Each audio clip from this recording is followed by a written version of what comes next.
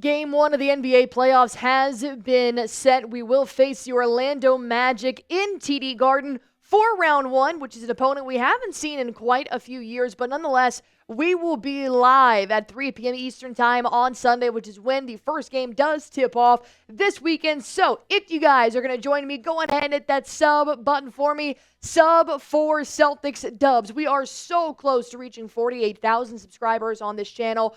47,969. We are 30 subscribers away, so be sure to hit that sub button for me.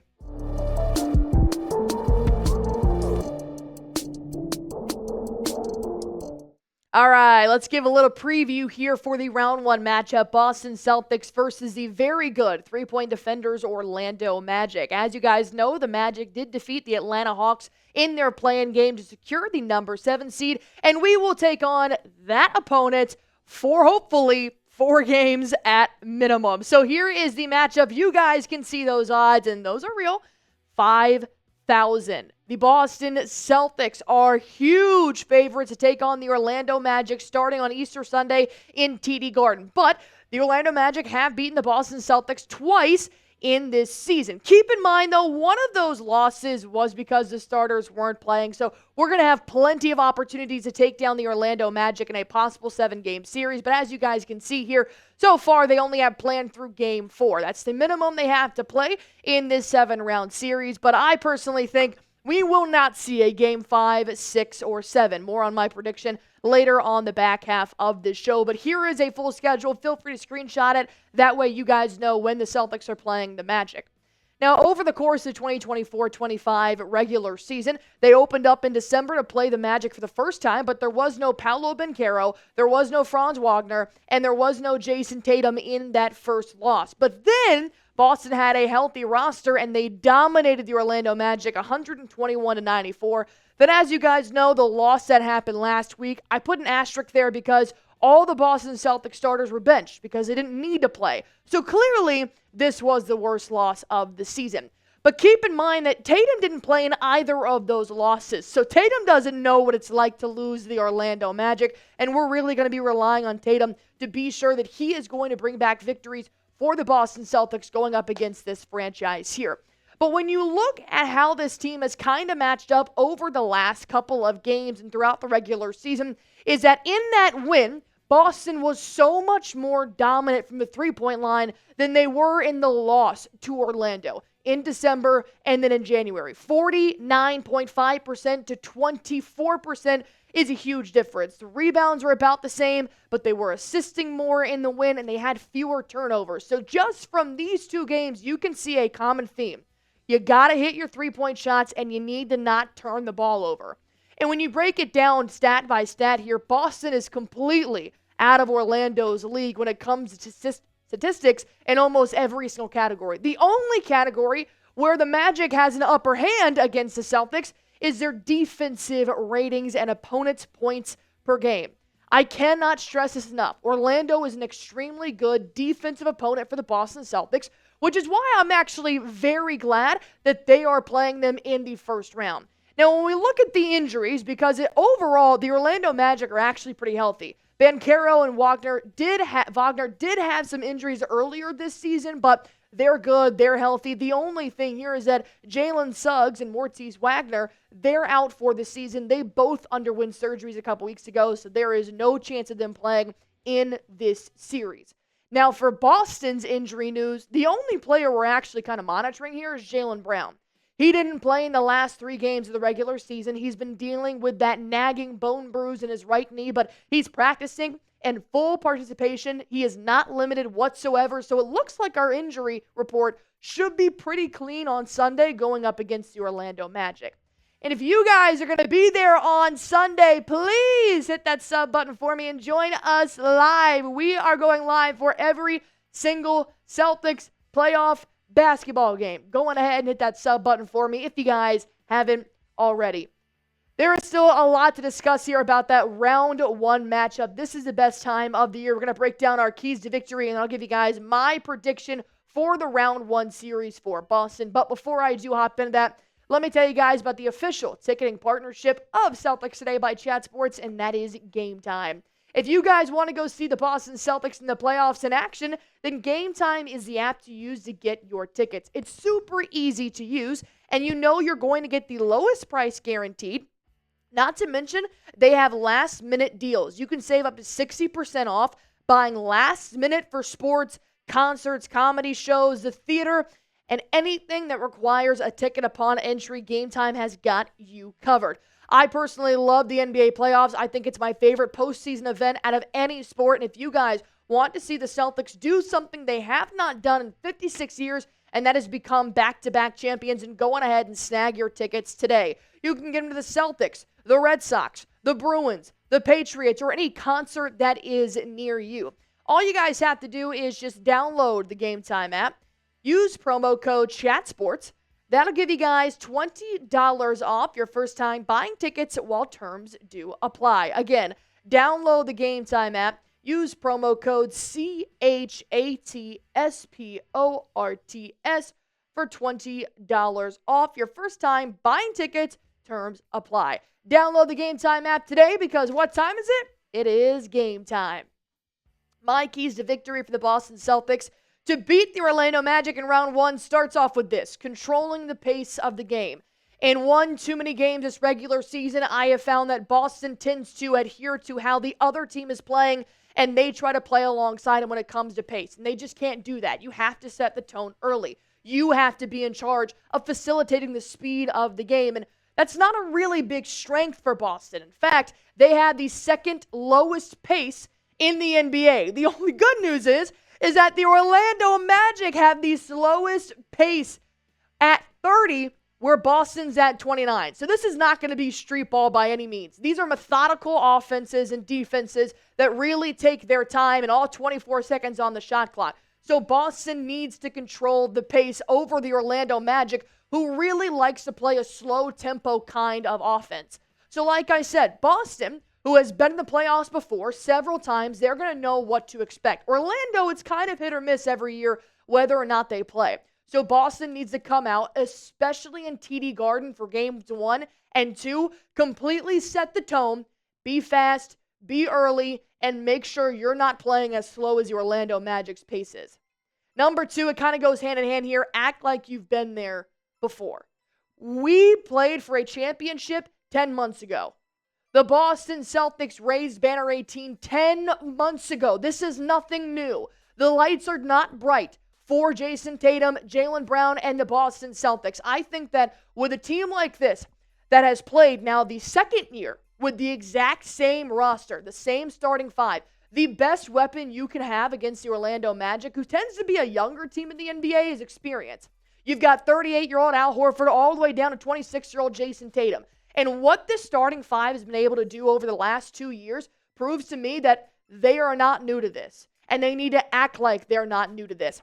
We have seen the Boston Celtics lose in Game 7 of the Eastern Conference Finals. We have seen them sweep in the Eastern Conference Finals in Game 4. They've had deep playoff runs. They've missed the playoffs. The majority of their regular season games this season were nationally televised on ESPN or TNT.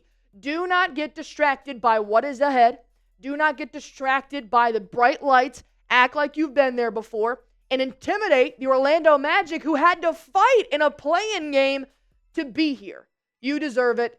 You know what is at stake. Let's get a little bit more into the technical aspect of the Celtics game, is that they have to shoot above 36 3-point percent. And that is a very random number. I know, Ellie, why not just 30%? Well, Boston has won 37 out of 43 games this year while shooting over 36% specifically. When Boston is dominant from downtown, I mean absolutely shooting lights out, nearly making about half of all their shots that they're taking, is when they are the most dominant.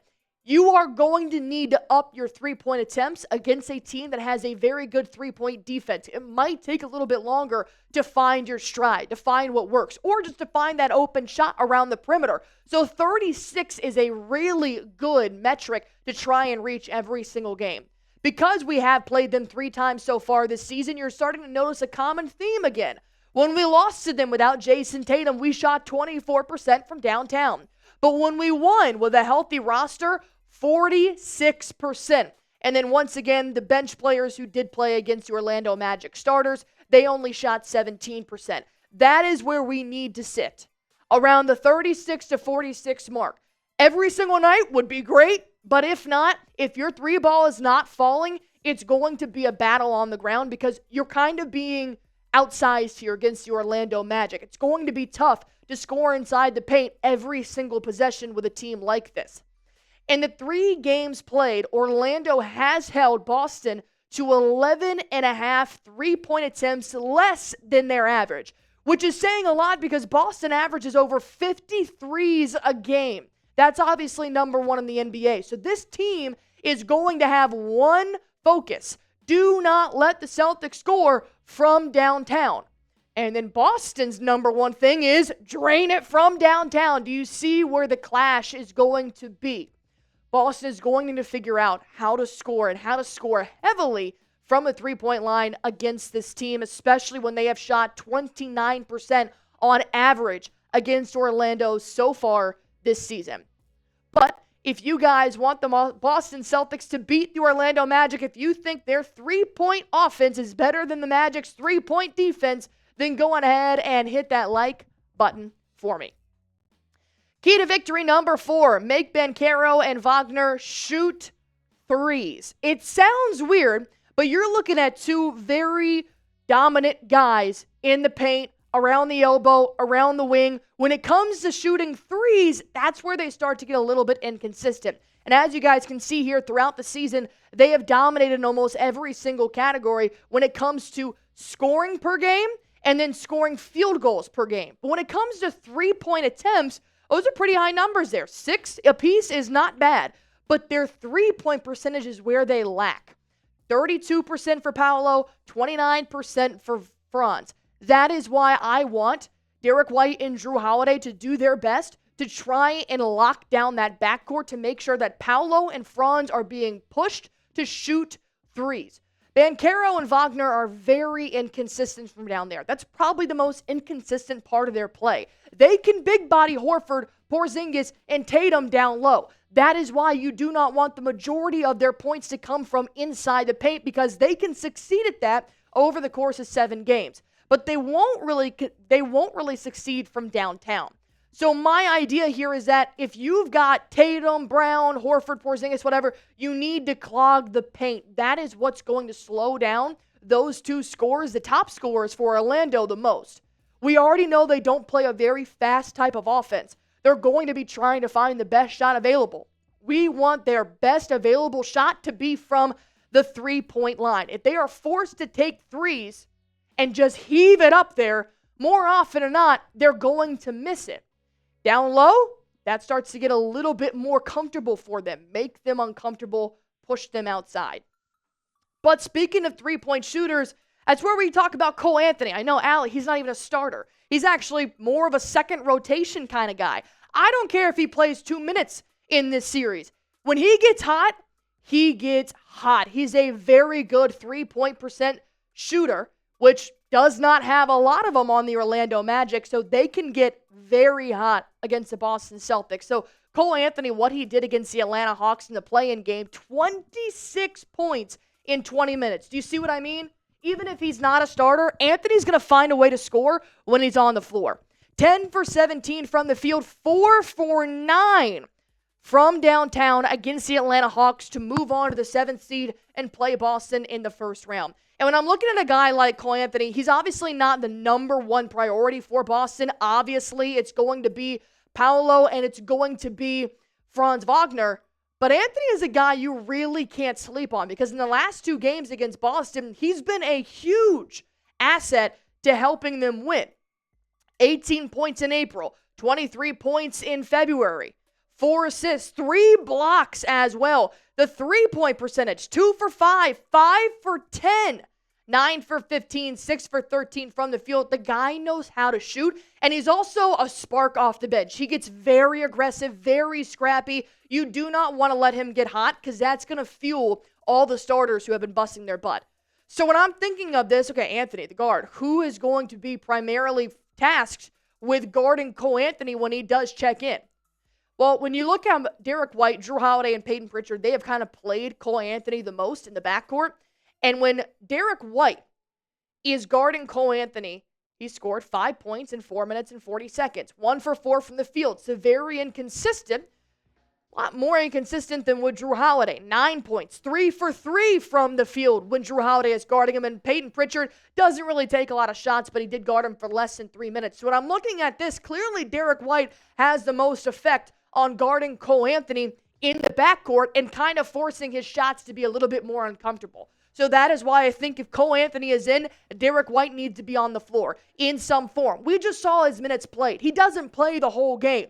So when Derrick White is sitting, Cole Anthony better be sitting and vice versa. We do not want to let Cole Anthony get on a run because if he scores 26 points against Boston, that is going to light a spark under Paolo and Franz's ass, and that's going to be a lot harder to take down all three.